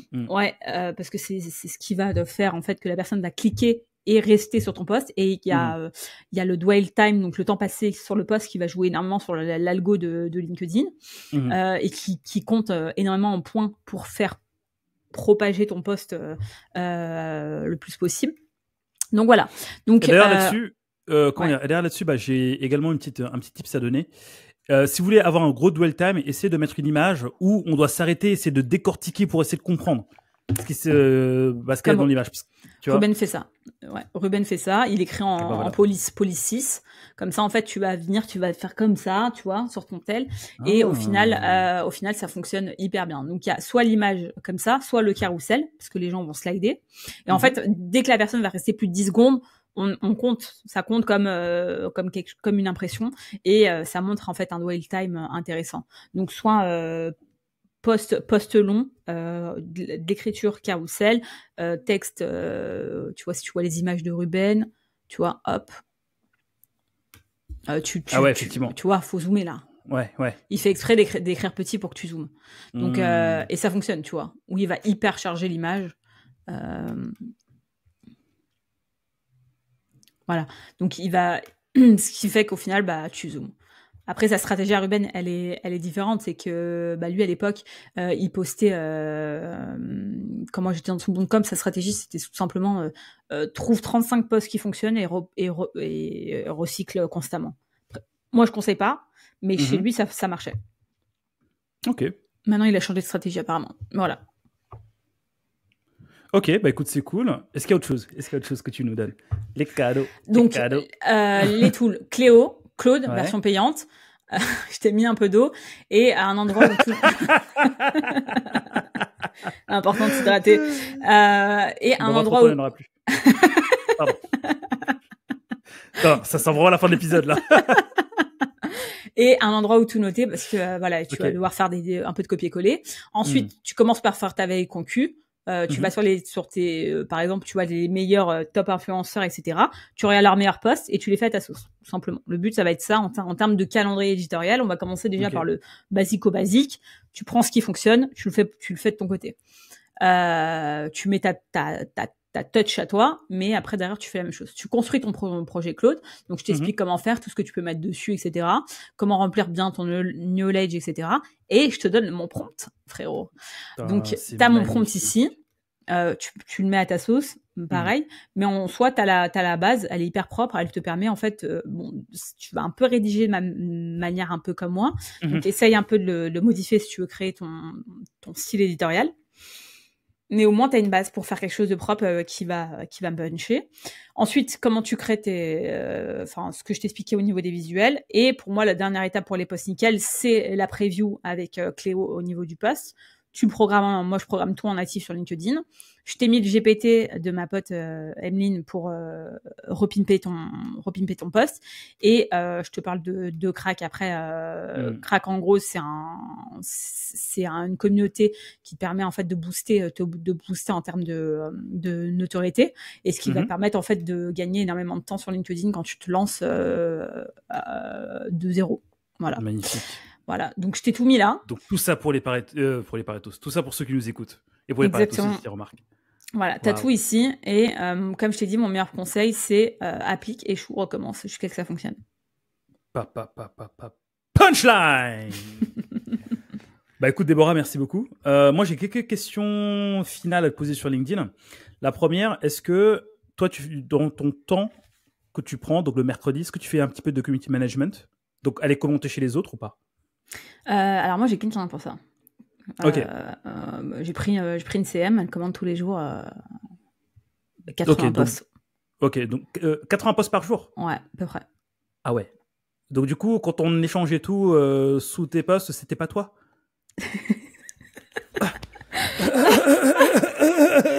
Si c'est moi, parce que quand elle sait pas répondre, elle me renvoie. Et toi, tes commentaires ils sont plus complexes, on va dire, que super le post, tu vois. Donc là c'est moi qui gère. Mais ça veut dire qu'Homo GPT qui fait des commentaires est très bien aussi. Contre nous. C'est vrai qu'il est cool, hein.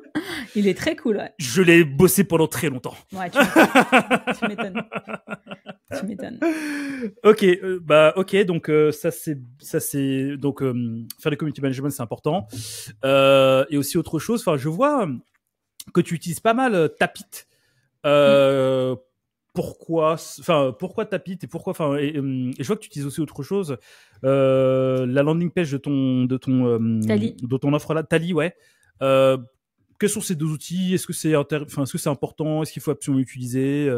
Tally, c'est un formulaire, voilà, c'est tout. Ok, aussi simple que ça. Un Typeform, tout simplement, c'est gratuit. En fait, moi, je pars du principe MVP. Va pas direct penser il me faut un logo à 1500 €, il me faut un site internet à 15K. Non, en fait, prends le plus simple, comment ça fonctionne, ok, t'investis plus tard, tu vois. Donc moi, j'ai commencé le Tally, j'ai signé toutes mes offres, ok, maintenant je vais investir dans un site internet digne de ce nom parce que j'ai fait le mien et que je suis éclatée en design, tu vois. Donc je pars en MVP tout le temps. Tapit, c'est juste que ça me permet en fait de mesurer tous les liens que je fais. Si je fais, tu vois, par exemple ma newsletter, je peux mesurer le nombre de clics en fonction, par exemple, des jours. Tu peux voir le nombre de clics. Tu peux voir les jours où il y a le plus de clics, d'où ça vient, de quel projet, etc. La France, pays. T'as quand même des stats quand même un peu poussées. Après, là, j'ai la version payante perso de mon côté. Mais voilà, ça me permet aussi d'analyser. Moi, j'ai pris Tapit aussi de base pour analyser. Tu vois, t'as différents liens sur LinkedIn où je mets mon formulaire.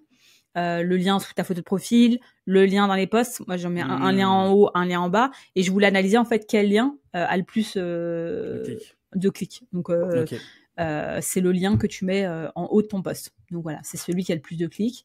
Ah ouais? Ouais. C'est moi j'ai 4 liens, tu vois, sur LinkedIn.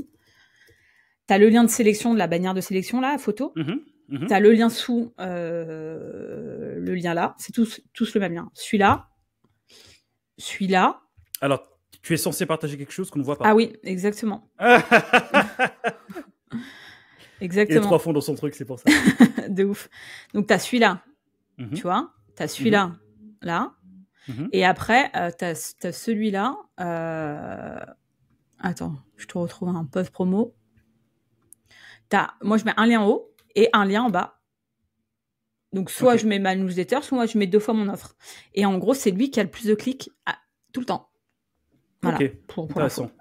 Et ça, tu le mets juste après le hook, c'est ça? Ouais, juste après le hook, tu mets ton lien. Ok, intéressant. Et mettre un lien dans un post, ça change rien à tes métriques. Hein. C'est du bullshit. Hein. Ouais. Ok, ça marche, ok.